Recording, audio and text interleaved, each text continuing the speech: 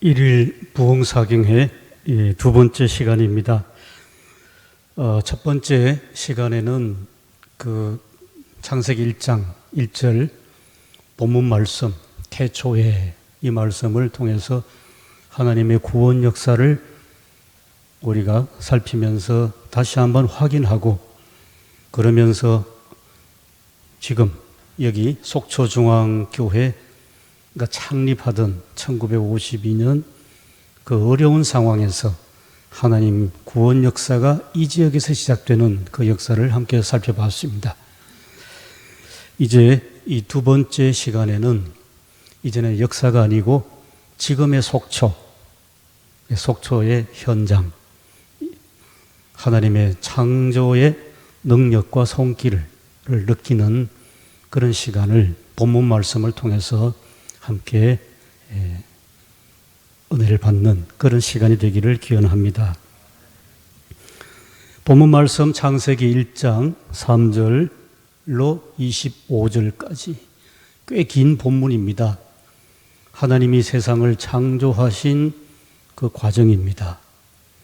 말씀의 제목을 보시기에 좋았더라, 그렇게 본문 그대로 가져왔습니다. 그런데 읽으시면서 본문 말씀을 통해서 이번이 이 보시기에 좋았더라 하는 것이 몇 번 반복되는지 혹시 헤아려 보셨습니까? 헤아려 보시지 않았으면 지금 한번 헤아려 보겠습니다. 제가 9절만 좀 말씀드리겠습니다. 4절 어떻습니까? 빛이 하나님 보시기에 좋았더라. 4절. 그 다음에 10절로 내려가시면 하나님이 묻을 땅이라 부르시고 모인 물을 바다라 부르시니, 땅과 바다, 그러니까 하나님 보시기에 좋았더라. 그 다음 또 있습니다. 18절 말씀 보면 낮과 밤을 주관하게 하시고 빛과 어둠을 나뉘게 하시니 하나님이 보시기에 좋았더라. 그 다음에 네 번째입니다. 21절. 하나님이 큰 바다 짐승들과 뭇에서 번성하여 움직이는 모든 생물을 그 종류대로, 날개 있는 모든 새를 그 종류대로 창조하시니 하나님이 보시기에 좋았더라. 네 번째입니다. 그 다음에 또 하나 더 있습니다. 마지막 25절. 하나님이 땅의 짐승을 그 종류대로, 가축을 그 종류대로, 땅에 기는 모든 것을 그 종류대로 만드시니 하나님이 보시기에 좋았더라. 보시기에 좋았더라 하는 것은 감탄하는 겁니다. 참 좋다. 참 좋다. 그래서 하나님께서 창조의 지금 과정이 5개, 6개 과정인데, 이 창조의 단계 또 창조 과정마다 참 좋다고 감탄하신 것이 본문 말씀 그대로입니다. 5번 나옵니다. 보시기에 좋았더라. 이 하나님의 세상 창조가 그때를 생각하면서, 그러면서 지금 우리나라를 이렇게 돌아보면 하나님께서 여전히 내가 창조한 세상이 참 좋다, 보시기에 좋았더라 하는 그런 지역이 우리나라에 있지 않겠습니까? 어디겠습니까? 제 생각에는 속초입니다. 앞에는 뭐가 있습니까? 동해바다. 가수 송창식 씨가 막 극찬하듯이 동해바다를 불렀습니다. 뒤에는 뭐가 있습니까? 설악산이 있습니다. 앞에 바다가 있고 아름다운 동해가 있고 뒤에는 수려한 금수강산인 설악산이 있는 이 동네야말로 성경이 저절로 이해가 되지 않겠습니까? 보시기에 좋았더라. 보시기에 좋았더라. 이 하나님이 세상을 창조하신 이 창조의 영성이라 할까요? 창조의 경건이 그대로 나에게 있다면 하나님이 지으신 이 세상이 참 이렇게 아름답습니다. 바다를 봐도 아침에 떠오르는, 바다에서 떠오르는 그 태양을 보면 장관입니다. 그리고 뒤에 설악산을 보면 사시사철 바뀌는 산의 모양들, 마치 옷을 바꾸고 입듯이 아름다운 그 산을 날마다 바라보는 속초 분들은 당연히 행복해야 되겠죠. 이 좋은 환경, 이 아름다운 이런 이 바다가 있고 산이 있는 여기에 살면서 불행하다 하면 이거는 참 단어가 성립이 안 되는 것 같습니다. 그런데 사람이 사는 동네는 또 그렇지 않습니다. 그죠? 바로 전 시간 우리가 역사를 살펴봤습니다만은 69년 전에 속초중앙교회가 창립될 때는 설악산을 볼 여유가 없었고 앞에 동해가 장관이다 할 그런 마음이 들질 않습니다. 전쟁 때문에 그렇습니다. 죽고 죽이는 어떻게 피난 가면 내가 살아남을 수 있을까? 거기에 쫓겨다니느라고 바다가 보이지 않고 산이 보이지 않았습니다. 마음이 중요합니다. 그런데 69년이 지난 지금은 어떻게 설악산을 바라보고 동해를 바라보십니까? 한국 사회가 그간의 60년대 이후로 40년, 50년 산업화가 되고 개발이 되고 하면서 속초에 대한 이해가 달라졌습니다.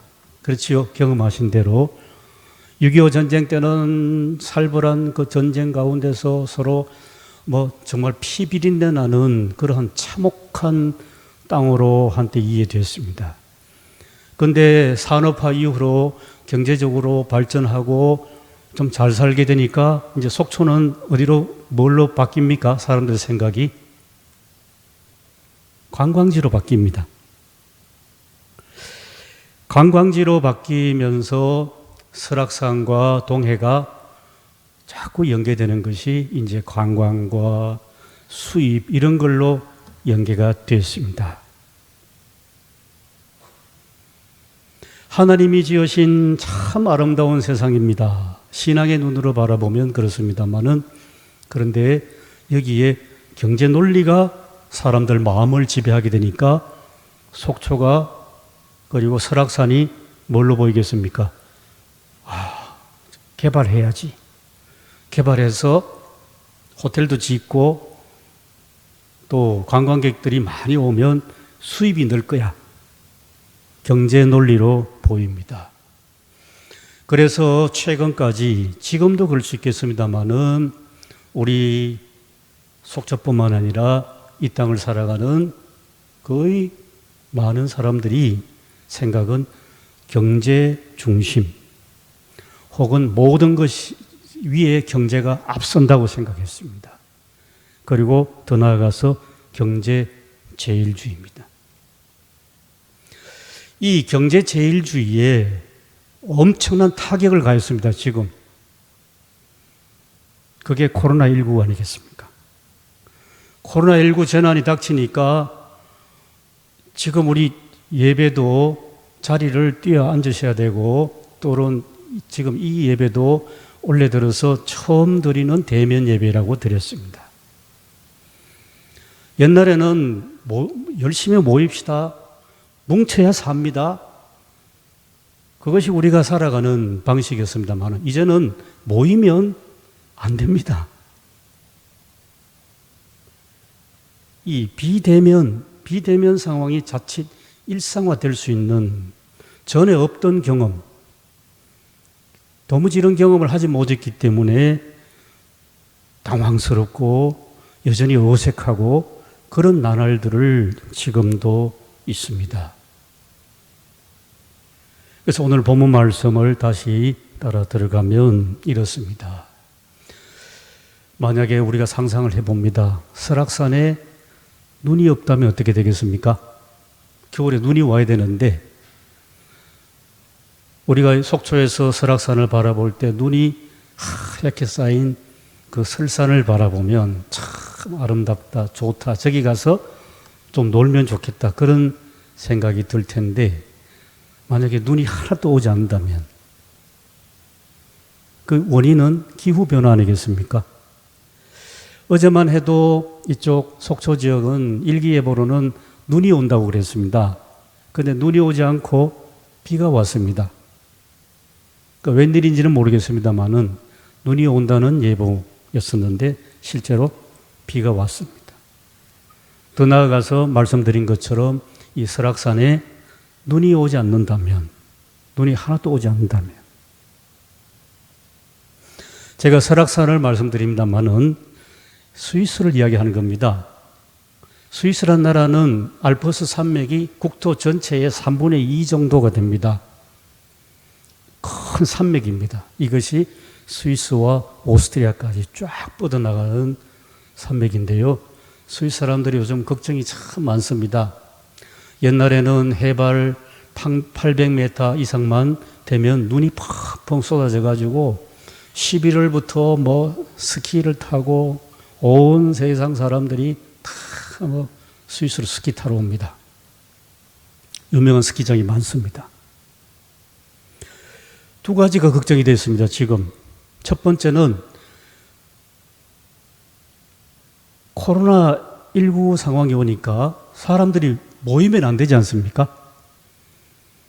그런데 코로나19에도 불구하고 영국에서도 스키 타러 오고 세계 사람들이 스키 타러 오는데요. 스위스는 경제가 중요하기 때문에 관광객들을 막지 않았습니다. 그러니까 영국에서 온 스키 관광객들이 코로나19를 자기도 모르게 달고 오는 바람에 그들이 떠나갔는데 스위스의 스키장 그 마을 사람들이 코로나19로 감염된 겁니다. 이제까지 알프스 산맥에서 그렇게 겨울이 되면 스키 관광으로 수입이 좋던 사람들이 난리가 났습니다. 이것이 첫 번째 걱정이고 두 번째 걱정은 이겁니다. 기후변화입니다. 전에는 해발 800m 이상만 되면 눈이 펑펑 내려가지고 어디든지 가면 알프스에서는 다 스키를 탔습니다. 지구 온난화가 되니까 눈이 오는 지역이 자꾸 높아집니다. 그래가지고 해발 1000m 이상, 1300m 이상, 그리고 더 자꾸 높아집니다. 눈이 오는 지역이. 그렇게 되니까 경제적으로도 상당히 위축됩니다. 더 큰 문제는 알프스에 그동안 쌓여있던 만년설이 계속 녹습니다. 계속 녹아지니까 어떻습니까? 얼음, 빙벽이 파괴되고 훼손이 되고 그러면서 그 만년설이 없어지면 기후 변화가 심각하게 온다는 것. 그것 때문에 오히려 걱정이 더 큽니다. 요약해서 말씀드리면 코로나19 이 재난이 지금 우리에게 주는 큰 충격들이 있습니다. 특별히 사회적 약자들이 제일 먼저 타격을 받고요. 실업자들이 지금 200만 명 새겨놨다니까. 그 다음에는 당장에 우리 피부에는 와닿지 않지만은 세계 인류 전체가 지금 문제가 되는 것이 기후 변화를 넘어서 기후 위기가 되겠습니다. 만년설만 녹겠습니까? 지구온난화 때문에? 아시는 대로 북극과 남극의 빙하가 엄청난 빠른 속도로 녹아가기 시작합니다. 그러니까 빙산들이 또 그 눈들이 녹아서 바다로 흘러가니까 바다의 수면이 높아집니다. 지금 우리가 걱정이 되는데요. 이미 벌써 한 10년 넘었습니다. 남극과 오스트레일리아, 호주 그 사이에 섬이 조그마한 섬이 있습니다. 투투라는 섬입니다. 이 남극의 빙하가 녹으니까 바닷물 이 수면이 높아지죠. 높아지니까 투투섬이 이 물속으로 깔아앉는 겁니다, 이게. 그래가지고 그 주민들이, 야, 여기 살다가는 앞으로 우리가 다 이 바닷물에 수장되겠구나. 그래가지고 환경 난민이 생깁니다. 그 투투섬 사람들이 호주에다가 난민을 신청을 했습니다. 그것은 그때만 해도 10년 전만 해도 남태평양의 작은 섬이 지금 그렇게 되구나 그렇게 생각했는데 지금은 해수면이 자꾸 높아집니다. 우리나라 제주도도 어딘지는 기억 안 납니다만 제주도도 역시 지금 좀 위험한 좀 심각한 상황에 있다. 이런 상황에서 코로나19 재난을 한꺼풀 더 내려가 보면 지금 당장은 아직은 피부에 와닿지 않습니다만은 기후 변화를 넘어 기후 위기란 것이 코로나19에 더 깊은 그러한 지금 문제가 되고 있다는 말씀입니다. 최근에 우리나라의 환경부 장관이 되신 분 제 이야기를 바로 며칠 전에 신문을 통해 봤습니다. 코로나19 재난보다도 오히려 기후 위기가 훨씬 더 심각한 문제입니다. 하는 그 이야기입니다. 지금까지는 우리가 동해를 바라보고 또한 뒤에 설악산을 바라볼 때 많은 경우에 주로 경제라는 그 관점에서 바라봤습니다. 이제는 경제가 아니고 하나님의 창조 질서, 하나님이 어떤 세상을 창조하셨는가, 보시기에 좋았더라 하는 이 창조 질서의 회복이 우리 인류에게 또 우리 속초에 사시는 우리 성도들에게 대단히 중요한 과제가 되었습니다. 코로나19 재난만 우리가 생각했습니다. 그리고 이 재난이 어서 속히 지나가기를 간절히 바랍니다. 그러나 전문가들은 어떻게 이야기하고 있습니까? 앞으로 계속 변종 바이러스가 나온다고 합니다. 이런저런 변종 바이러스가 나온다고 합니다. 어느 의사 선생님 말씀은 그럽니다. 의사로서 걱정되는 게 있습니다. 그러시면서 하는 말이 코로나19 재난 같은 이러한 재난이 5년 후도 올 수 있다는 그런 예측을 의사 선생님들은 지금 하고 있답니다. 그래서 그러면 어떻게 되겠습니까? 코로나19 재난이 왔다가 이제 백신이 개발되고 맞고 치료제까지 개발되면 이제 지나가겠구나. 옛날로 다시 돌아가겠구나. 다 그런 기대를 하고 살고 있습니다. 그런데 옛날로 회복될 수가 없다는 진단은 전문가들의 진단입니다. 변종 바이러스가 자꾸 생긴다는 겁니다. 이제는 감염병과 싸움하는 것이 일상화되는. 그래서 전문가들은 이야기합니다. 코로나19란 것은 천재, 하늘이 주는 재난이 아니고 인재, 사람으로 말미암아 일어난 재난이라는 겁니다. 진단합니다. 그러면 인재라면 사람이 일으켰다는 건데 그 사람이 일으킨 재난이 뭡니까? 첫 번째는 산업화라고 이야기합니다. 인류가 우리는 1960년대부터 약 한 4, 50년 산업화를 진행해 왔습니다만은 이미 유럽은 어떻습니까? 영국부터 계산하면 약 한 200년 역사입니다. 200년 역사 속에서 이게 공장에서 나오는 이 탄소가 어디 날아가지 않는답니다. 자꾸 쌓인답니다. 쌓이다 보니까 이게 지구를 덮여줍니다. 그래서 이 과학자들의 말씀에 따르면 그동안에 약 한 200년 동안에 지구의 이 온도가 1.5도 올라갔답니다. 1.5도. 이게 빨간불입니다. 여기서 0.5도 더 올라가면 정말 큰일 난다네요. 지금 우리가 그런 세상에 살고 있습니다. 그래서 조금 전에 말씀드린 것처럼 높은 산 알프스에 만년설이 녹고 있습니다. 또 바다의 해수면이 올라갑니다 하는 것도 지구의 온도가 1.5도 올라간 하나의 중요한 예가 되겠습니다. 그러면서 우리가 오늘날은 마치 신발처럼 없어서는 안 될 이 자동차도 그동안 문제였습니다.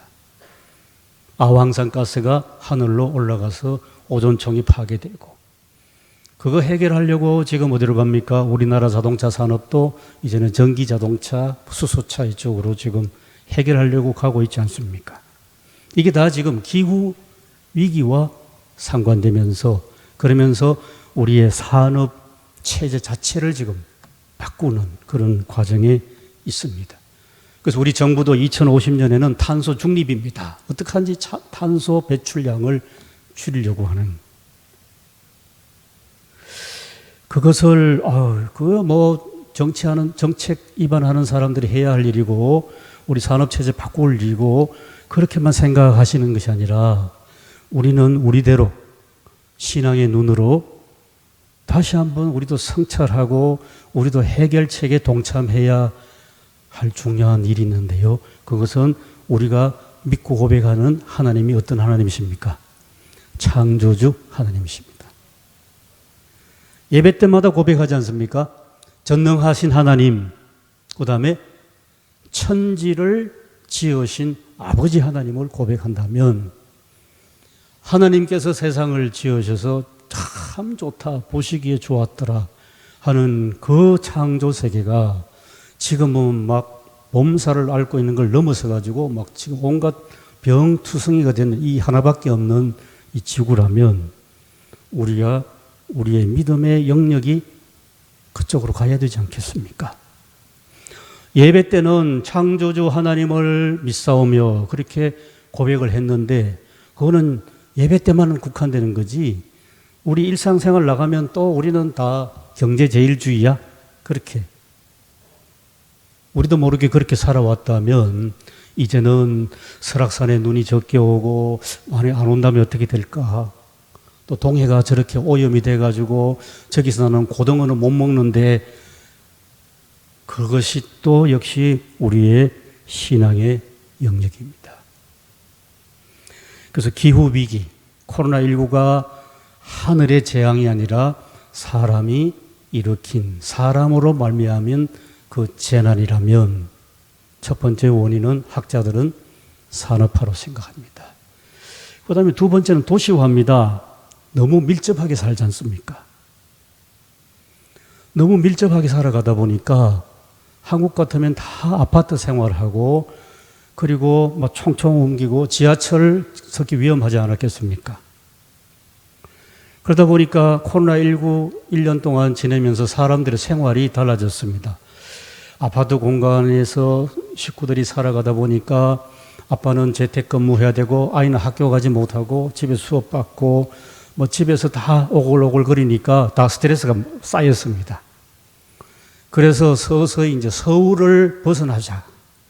그래가지고 서울 가까운 춘천 같은 데에 넓은 땅을 사가지고 그렇게 식구들이 다 같이 집에 있더라도 좀 넓게 삽시다.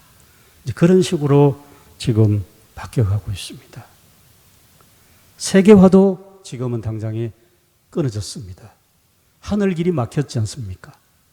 항공 여행업계가 지금 큰 타격을, 어마어마한 타격 속에 있습니다. 코로나19 때문에. 이런 것들이 낱낱이 보면 서저 불편하고 그리고 더 나아가서 고통스럽고 경제적으로 타격이 오고 그렇습니다만은, 그런데 오늘 우리가 이 부흥사경회를 통해서 다시 한번 곰곰이 짚어볼 것은 하나님 말씀을 통해서 창조주 하나님, 여기에 대한 우리의 믿음을 새롭게 해야 하는 그러한 때가 됐다는 것을 말씀드립니다. 마치 기후 위기를 정명이라도 하듯이 작년에는 어떻습니까? 이게 속초에는 큰 물난리가 없다고 제가 알고 있습니다만은 특별히 충청도와 호남 지역은 어떻습니까? 유례없는 장마와 폭우를 경험했습니다. 특별히 호남의 곡성 지역에는 제방이 무너지고 그렇게 되니까 뚝이 무너지니까 논밭이 물에 담기고 집이 문에 잠겼습니다. 그러니까 외양간에 있던 소들이 어떻습니까? 지붕으로 위로 올라가 가지고 구조를 기다리는 그런 것들이 뉴스로 방영이 되었습니다. 기후 위기를 실제로 우리가 경험했습니다. 남의 일이 아닙니다. 최근에 분석 결과가 나갔습니다. 세계 중요한 도시 85개를 분석을 해보니까 제일 위험한 도시가 방콕이라고 합니다. 방콕. 왜? 해수면이 자꾸 올라가면, 바닷물 높이 올라가니까 방콕이 저지대인 같습니다. 그래서 방콕이 제일 위험합니다. 그러면 서울은 어떻게 되겠습니까? 서울도 높습니다. 한 7번째쯤 된답니다. 서울은 어떻게 변하겠습니까? 겨울에는 건조하고 여름에는 굉장히 더운 여름으로 바뀔 그런 전망입니다. 그렇기 때문에 아까 말씀드렸습니다마는 최근에 이제 막 환경부 장관이 된 분이 국회 청문회에서 하는 그 말씀, 기후위기는 코로나19와 비교할 수 없을 만큼 심각하고 돌이킬 수 없는 파국을 가져올 수 있습니다. 그래서 우리가 대비해야 되고 대안을 마련해야 합니다 하는 얘기를 하고 있습니다. 기후위기가 오면 요약해서 말씀드리면 홍수, 폭풍, 해수면 상승, 그리고 벌이 어떻습니까? 요즘 양봉하는 분들 고생이 많다고 들었습니다. 이 봄이 오면 꽃에 벌이 가서 이게 꽃과 꽃 사이에 접종을 해야 되는데 이 벌의 개체수가 적다고 합니다. 그래서 양봉하는 사람들이 상당히 힘드는, 그것도 기후위기 속에 들어갑니다. 가뭄이 오면 농사 짓는 물이 부족합니다. 자, 이렇게 하다 보니까 이제는 예수 믿는 사람이건 믿지 않는 사람이건 자연에 대해서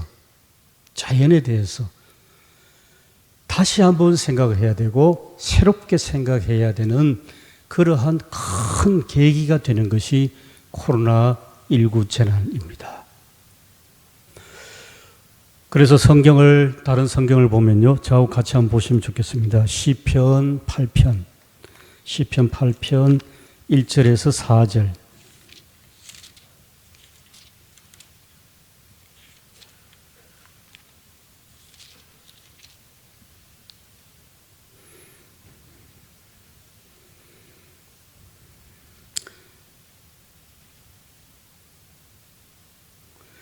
(1절에) 4절인데 선택해서 보겠습니다. 1절 무슨 보시면 여호와 우리 주여, 주의 이름이 온 땅에 어찌 그리 아름다운지요, 주의 영광이 하늘을 덮었나이다. 3절 보시면 주의 손가락으로 만드신 주의 하늘과 주께서 베풀어 두신 달과 별들을 내가 보오니 사람이 무엇이기에 주께서 그를 생각하시며 인자가 무엇이기에 주께서 그를 돌보시나이까. 우리의 신앙의 영역이 바뀌고 확대되는 말씀입니다. 이제까지 우리는 우리의 신앙의 영역을 어디까지 보셨습니까? 그러니까 예수 믿고 천당 간다, 소박하게. 그렇다면 나 중심 아니겠습니까? 좀 넓히면 우리 가족 구원받아야지. 또 우리 이웃 누구를 전도해야지. 아마 그렇게 많이 생각해 왔습니다. 그런데 우리가 창조주 하나님을 믿고 그 창조주 하나님을 고백한다면 하늘과 땅이 저절로 생겨난 것이 아니고, 학교에서는 그렇게 배웠을 겁니다만은 저절로 생겨난 것이 아니고, 하나님이 지으신 하늘이구나, 하나님이 창조하신 땅이구나, 하나님이 창조하신 저 설악산이구나, 저 설악산 눈이 그냥 내린 눈이 아니라 하나님의 창조 섭리와 질서 속에 있는 아름다운 그것이구나. 그렇게 되니까 시편 8편 3절 말씀처럼 하나님이 지으신 그 세상 가운데 있는 나구나. 내가 홀로 존재하는 외딴 섬 같은 존재가 아니라 하나님의 창조 세계 속에 있는 나인 것을 우리가 새롭게 깨달아 알게 됩니다. 특별히 오늘 본문 말씀이 그걸 말씀을 해주겠습니다. 지금은 다욕심 문제가 우리나라에 크게 해결됐습니다. 이제는 다욕심 가지고 크게 신문지사에 나지 않습니다만은, 다욕심 문제가 처음 나왔을 때 어떻습니까? 쓰레기 소각장에서 막 태워서 다욕심 비닐 태우고 다욕심 나오지 않습니까? 다욕심이 뭔지도 모르고 할 때입니다. 한 20년쯤 된 것 같습니다.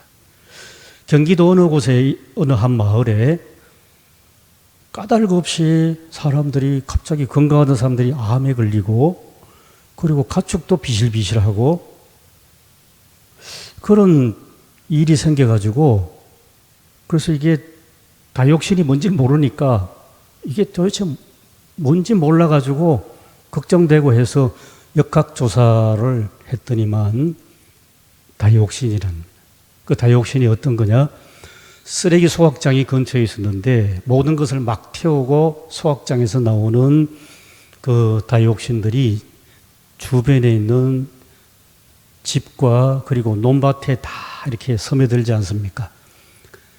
논밭에 문제가 생긴 겁니다. 논밭에 땅이 다이옥신으로 오염이 되었습니다.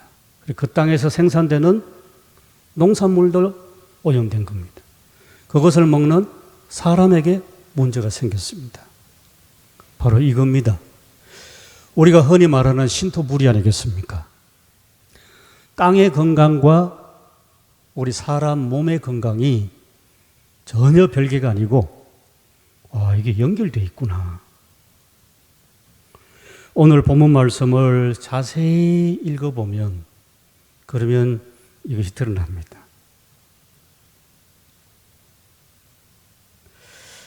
본문 말씀을 조금 더 가보겠습니다. 3절에서 5절 말씀까지, 창세기 1장 3절에서 5절까지는 하나님이 지으신 첫째 날 창조입니다. 창조의 시작.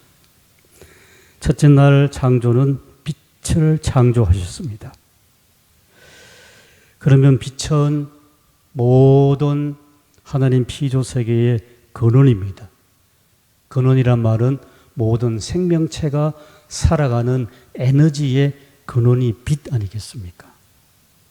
하나님이 맨 처음에 창조하신 그 창조가 빛이란 말씀, 3절에서 5절 말씀까지고 6절에서 8절 말씀까지는 창조의 둘째 날입니다.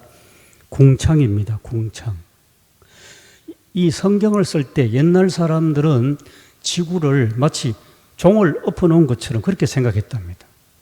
종, 사찰에 가면 종이 있지 않습니까? 그 종을 이렇게 엎어서 놓은 것처럼 그런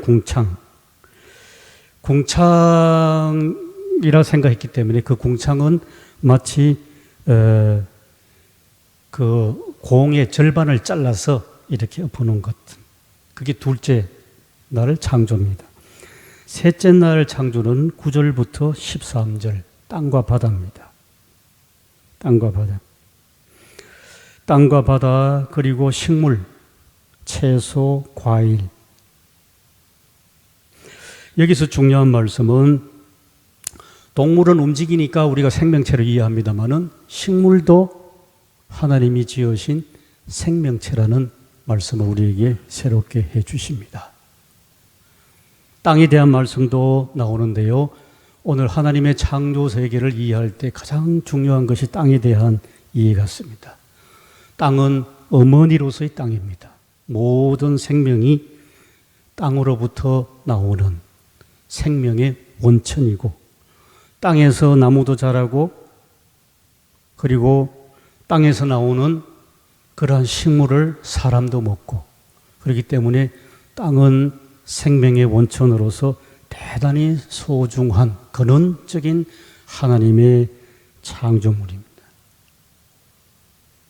그 다음에 넷째 날은 14절에서 19절입니다. 해와 달과 별을 창조했습니다. 이 성경을 기록할 때에 그 시대의 바벨론 사람들은 해와 달과 별을 신으로 섬겼습니다. 그런데 우리 기독교 신앙에 아주 중요한 것은 그것이 신이 아니란 겁니다.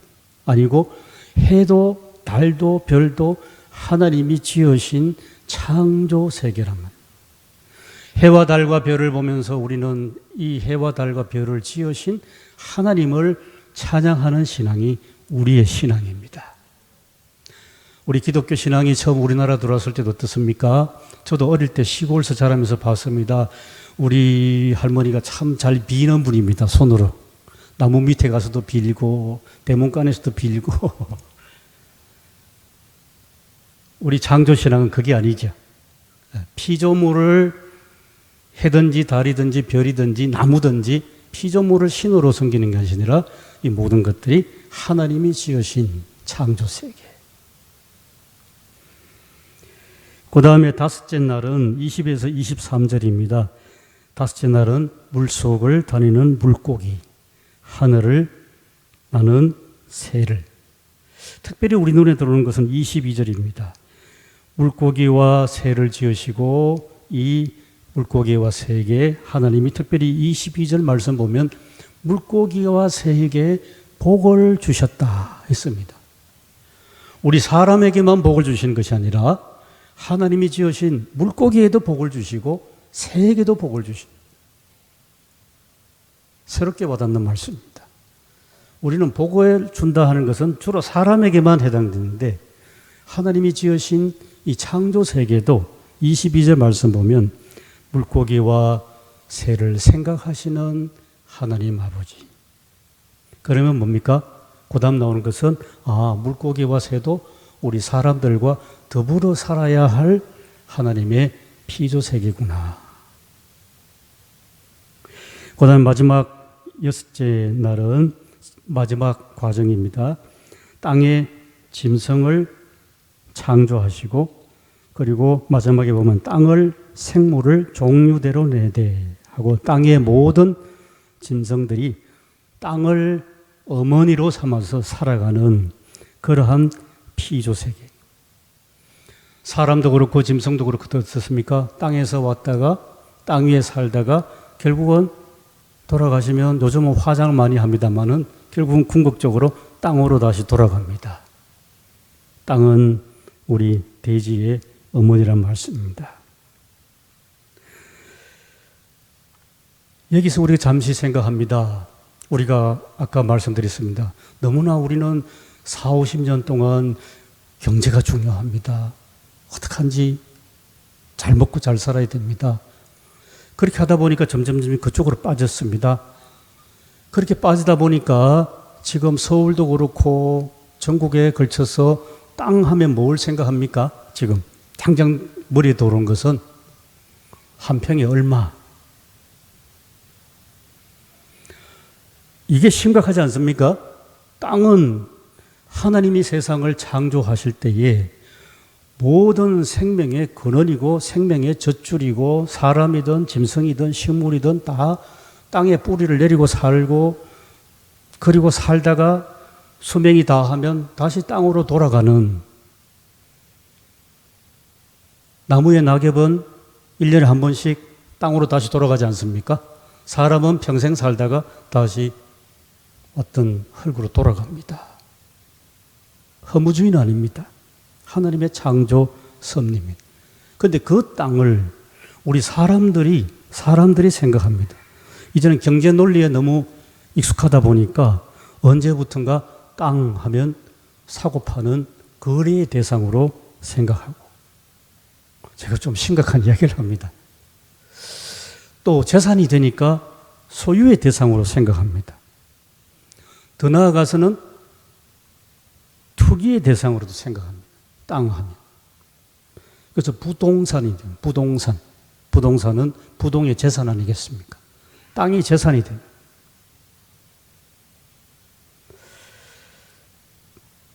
그래서 우리가 땅에 대한 이해부터 다시 처음부터 시작합니다. 하나님께서 세상을 창조하시고 계속 나오는 것이 땅이 이것이다 하는 그 말씀. 땅은 모든 생명의 젖줄이고 땅 위에서 사람들이 발을 딛고 살고 짐승도 땅에서 살고 식물도 땅에 뿌리를 내리고 살다가 자기의 시간이 다 되면 다시 거기로 돌아가는 마치 어머니의 품속 같은 그런 땅이라는 말씀입니다. 조금 더 정리해서 말씀드립니다. 하나님이 지으신 모든 창조 세계는 모두 다 하나님이 부여하신 생명이 있는 개체들입니다. 그저 물질이 아니란 겁니다. 우리 사람들이 생각하기에는 동물들은 뛰어다니니까 움직이니까 생명이구나. 식물은 가만히 있으니까 이게 생명. 그건 아니지 않습니까? 화분에서 우리가 식물을 키워도 또 밭에서 농사를 지어도 이게 시간 따라서 자라지 않습니까? 발이 있어서 움직이진 않습니다만은 그 자리에서 그대로 성장하고 열매 맺고 다시 땅으로 돌아가는 그러한 순환의 원리는 우리가 경험합니다. 생명입니다. 심지어는 해와 달과 별도 그저 물체가 아니라 과학자들이 말하는 태양은 발광체다. 그냥 물체가 아니라 하나님이 지으신 생명체입니다. 어제 아침에 떠오른 태양이 꼭 같은 데서 떠오르진 않지 않습니까? 왜 그렇습니까? 우리가 지금 과학 배운 대로 1년 365일 지구가 자전하면서 조금씩 달라집니다. 위치가. 달도 그렇고요. 그것만 생각해도 유추할 수 있는 것은 하나님이 지으신 모든 피조 세계는 생명의 권원이신 하나님께서 모든 피조물을 생명체로 지었다는 겁니다. 생명체로 지었으면 생명은 살아있습니다. 살아있다는 것은 리듬이 있지 않습니까? 봄, 여름, 가을, 겨울이 있고 사람도 태어나고 자라고 그러한 삶의 리듬이 있고 그리고 삶의 리듬이 있으면 서로 관계성 속에 있습니다. 모든 것이.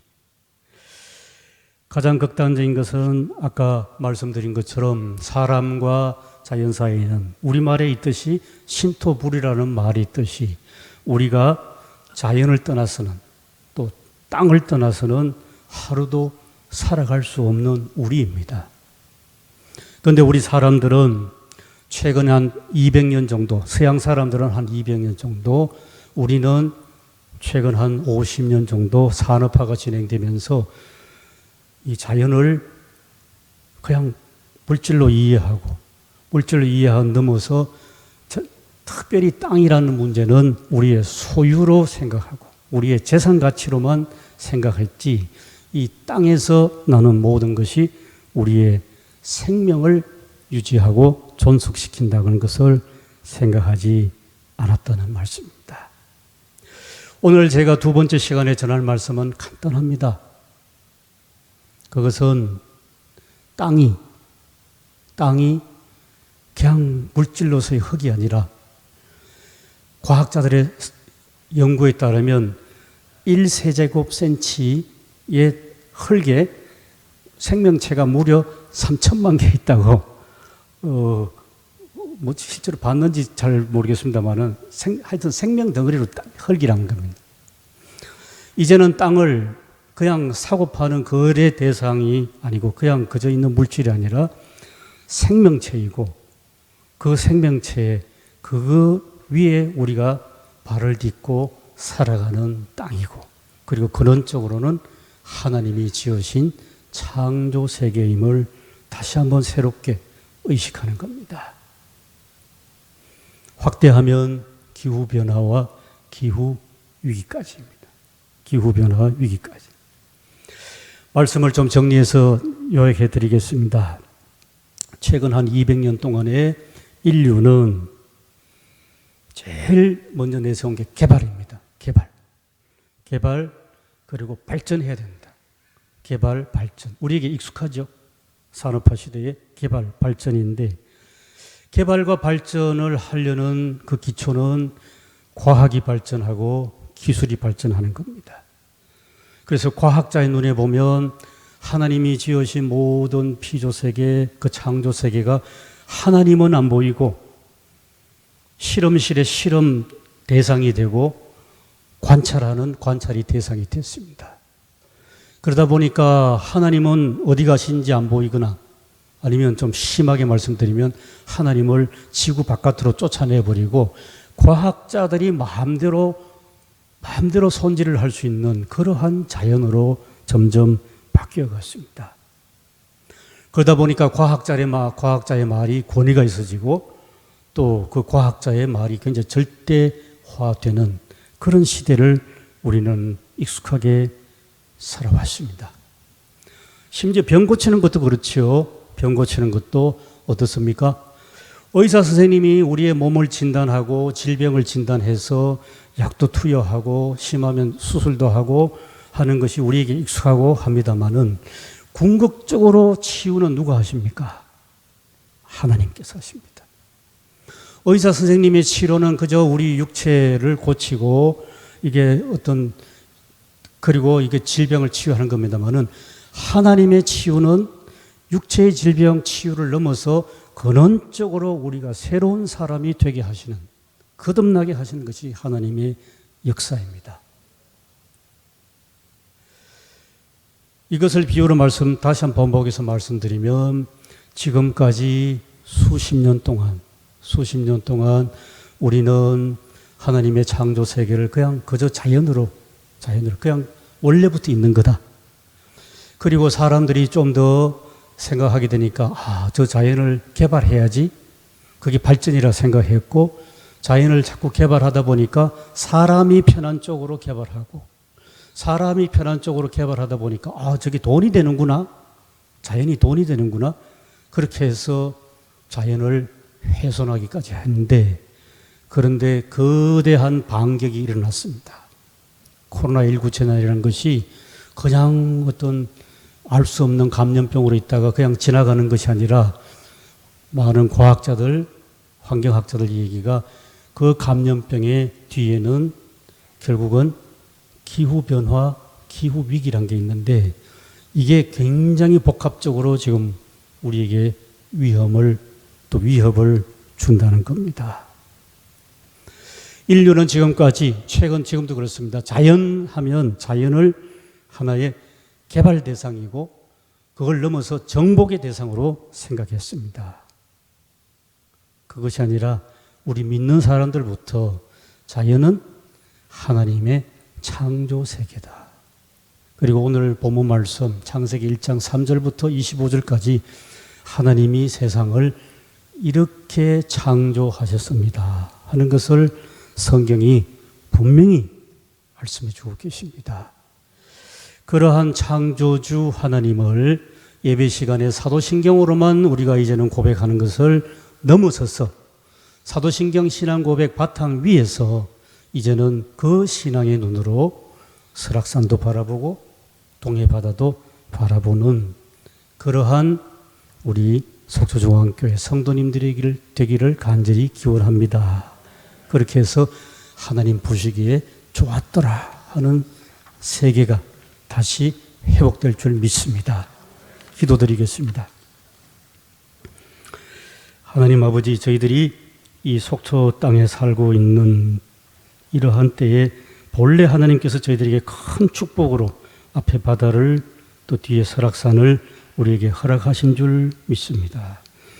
이러한 아름다운 자연을 그저 자연이라 생각하지 말고 하나님의 피조 세계로서 저희도 하나님이 지으신 피조물로서 이 설악산과 동해안 바다와 더불어 행복하게 살아갈 수 있는 그러한 저희들 되게 하여 주시고 저희들에게 지혜를 주시옵소서. 예수님 귀하신 이름으로 기도드렸습니다. 아멘.